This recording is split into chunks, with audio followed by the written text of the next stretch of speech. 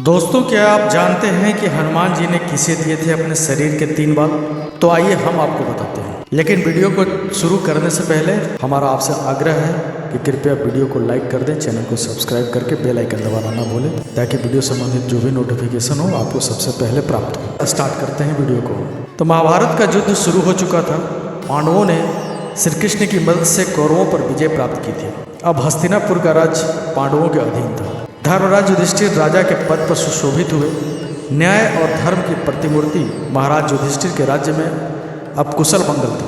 हस्तिनापुर निवासी सुखपूर्वक जीवन व्यतीत कर रहा था। कहीं कोई किसी प्रकार का दुख नहीं था। एक दिन नारद मुनि राजा युधिष्ठिर के पास आए और कहा कि महाराज, आप यहाँ वैभवशाली जीवन जी रहे हैं, लेकिन वहाँ स्वर्ग में आपके पिताजी बड़े ही दुखी हैं। युधिष्ठिर ने नारद मुनि से पिता के दुखी होने का कारण पूछा तो उन्होंने बताया कि पांडु का सपना था कि वो राज्य में एक राजसूय यज्ञ कराए, लेकिन वो अपने जीवन काल में नहीं करा पाया। बस इसी बात से उन्हें दुख है। तब युधिष्ठिर ने अपने पिता की शांति के लिए राजसूय यज्ञ कराने का फैसला लिया। इस यज्ञ में वो ऋषि पुरुष मृगा को बुलाना चाहते थे। ऋषि पुरुष मृगा भगवान शिव के परम भक्त थे। उनका ऊपर का हिस्सा पुरुष का था और नीचे का हिस्सा मृग का था, इसलिए उनका नाम पुरुष मृगा था। युधिष्ठिर ने अपने छोटे भाई भीम को आज्ञा दी कि वह ऋषि पुरुष मृगा को ढूंढ लाए ताकि यज्ञ संपन्न हो सके। भाई की आज्ञा पाकर ऋषि पुरुष मृगा को ढूंढने चल दिए। एक जंगल से गुजरते हुए भीम को पवन पुत्र हनुमान दिखाई दिए। चूंकि भीम भी पवन के पुत्र थे, तो इसलिए हनुमान और भीम दोनों भाई। हनुमान जी ने अपने छोटे भाई भीम को अपने शरीर के 3 बाल दिए और कहा, ये बाल तुमको मुसीबत से बचाने में मदद करेंगे। काफी दूर भटकने के बाद भीम ने आखिर ऋषि पुरुष मृगा को ढूंढ ही लिया। तो उस समय भगवान शिव का ध्यान लगाए बैठे हुए थे। भीम ने जब उन्हें राजसूय यज्ञ में चलने की बात कही तो वो तैयार हो गए, लेकिन उन्होंने भीम के सामने एक शर्त रखी। शर्त यह थी कि भीम को हस्तिनापुर ऋषि पुरुष मृगा से पहले पहुंचना था। अगर पुरुष मृगा भीम से पहले हस्तिनापुर पहुंच गए तो वे भीम को खा जाएंगे। ऋषि पुरुष मृगा का निचला हिस्सा हिरण का था, तो वे बहुत तेज दौड़ते थे। भीम ने साहस करके उनकी यह शर्त स्वीकार कर ली। भीम ने तुरंत तेजी से हस्तिनापुर की ओर दौड़ना शुरू कर दिया।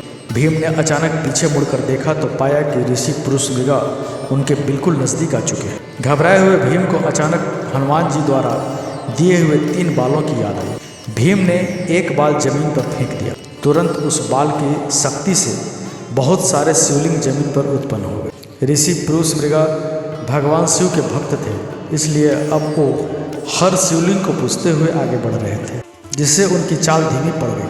अब थोड़ी देर बाद भीम ने फिर दूसरा बाल फेंका तो फिर से बहुत सारे शिवलिंग उत्पन्न हो गए। इसी तरह भीम ने ऋषि पुरुष मृगा को पीछे रखने के लिए एक एक कर 3 बाल फेंक दिए।